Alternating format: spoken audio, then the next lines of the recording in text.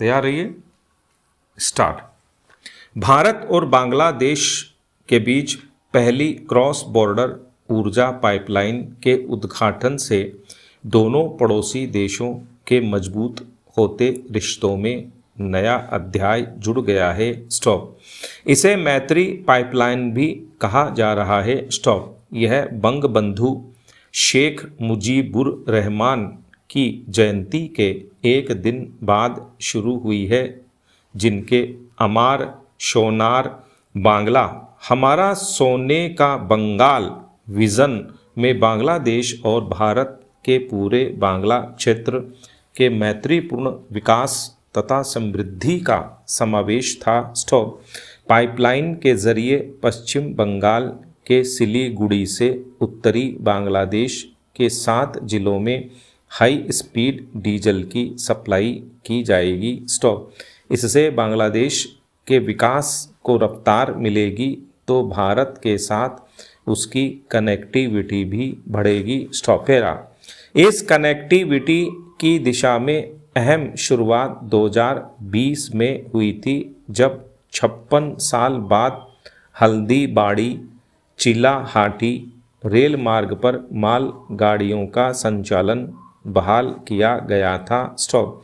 विभाजन के बाद भारत और तत्कालीन पूर्वी पाकिस्तान, जो 1971 में बांग्लादेश बना, के बीच 7 रेल लिंक थे।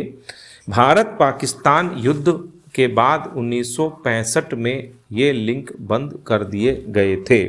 भारत बांग्लादेश रेल कनेक्टिविटी से द्विपक्षीय व्यापार के साथ आर्थिक और सामाजिक विकास को भी बढ़ावा मिला है। दोनों देश किसी दूसरे पड़ोसी देश के मुकाबले सबसे लंबी 4096.7 किलोमीटर सीमा रेखा साझा करते हैं। बांग्लादेश के विकास में दूसरे पड़ोसी देशों के मुकाबले भारत का योगदान ज़्यादा है। भारत की नेबरहुड फर्स्ट नीति में बांग्लादेश को शुरू से प्राथमिकता मिलती रही है। भारत की तरह बांग्लादेश का राष्ट्रगान भी गुरुदेव रविंद्रनाथ टैगोर ने रचा था।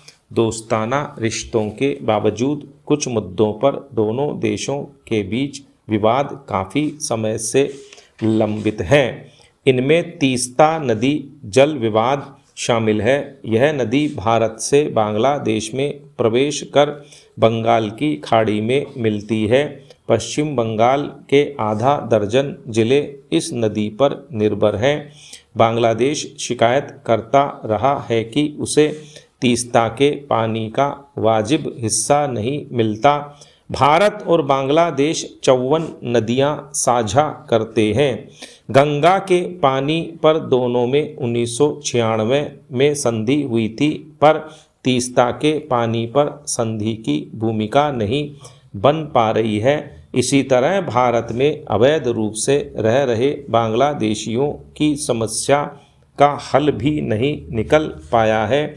बांग्लादेश से होकर म्यांमार के रोहिंग्या शरणार्थियों की घुसपैठ भारत के लिए सिरदर्द बन गई है, तो बांग्लादेश के जमात उल मुजाहिदीन जैसे आतंकी संगठन भारत की सुरक्षा के लिए खतरा बने हुए हैं।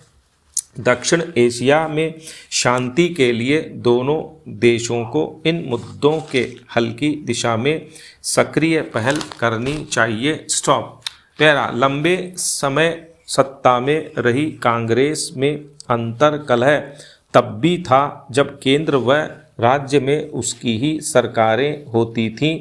राजस्थान में तो एक बार कांग्रेस के निर्वाचित सांसदों ने तत्कालीन मुख्यमंत्री के खिलाफ ही मोर्चा खोल लिया था। नौकरशाही हावी होने, पूर्व जागीरदारों को बढ़ावा देने व मुस्लिम लीग की गतिविधियों से सरकार के बेखबर रहने की बात इन सांसदों ने दिल्ली में बैठक कर उठाई। स्टॉप। कुलिश जी ने तब लिखा, अगर अपने ही दल के संसद सदस्य प्रधानमंत्री के पास मुख्यमंत्री की शिकायतें लेकर पहुंचने लगेंगे तो इससे प्रधानमंत्री का भार उल्टा बढ़ेगा और उसकी भी एक सीमा है। वहीं सीएम को नसीहत देते हुए कहा कि राजस्थान के राजनीतिक तंत्र को संभालने की कौन सी जिम्मेदारी मुख्यमंत्री को स्वयं उठानी होगी। अगर जनप्रतिनिधियों को संपर्क विहीन होने की शिकायत है तो उसे दूर करना ज़रूरी है। यह शिकायत किस तरह दूर हो यह सोचना ही मुख्यमंत्री का ही काम है। यह पूर्णतः राजनीतिक मसला है तथा तथ्य आंकड़ों का नहीं। Stop para. छठी लोकसभा के लिए चुनाव हुए तो कांग्रेस के खिलाफ देश भर में माहौल था।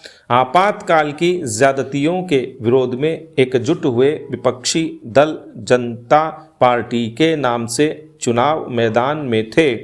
चुनावी माहौल को देखकर नतीजे आने के पहले ही कुलिश जी ने 13 मार्च 1977 को अपने अग्र लेख में साफ कह दिया था कि कांग्रेस को वर्ष 1967 के मुकाबले कम मत पड़ेंगे और उसी अनुपात में सीटों की संख्या में भी कमी आएगी। स्टॉप।